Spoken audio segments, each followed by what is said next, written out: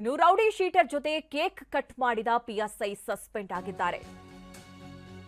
ನಾರಾಯಣಪುರ ಠಾಣೆ PSI Rajashekhar Rathod suspend ಮಾಡಲಾಗಿದೆ.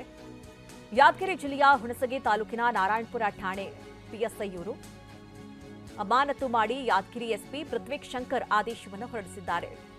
Sub inspector ಆಗಿ 10 ವರ್ಷ ಪೂರ್ಣಗೊಳಿಸಿದ್ದಕ್ಕೆ ಕೇಕ್ ಕಟ್ ಮಾಡಲಾಗಿತ್ತು. ರೌಡಿ ಶೀಟರ್ ನಾಗರಾಜ್ ಜೊತೆ ಕೇಕ್ ಕಟ್ ಮಾಡಿದ್ರು PSI.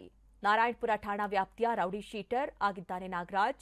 PSI Rajashekar cake cut ಮಾಡಿದ ಫೋಟೋ ವೈರಲ್ ಆಗಿತ್ತು. ಫೋಟೋ ವೈರಲ್ ಬಳಿಕ ಎಸ್ಪಿಗೆ ದೂರನ್ನ ನೀಡಿದ್ರು ಮಾಜಿ ಸಚಿವ ರಾಜು ಗೌಡ.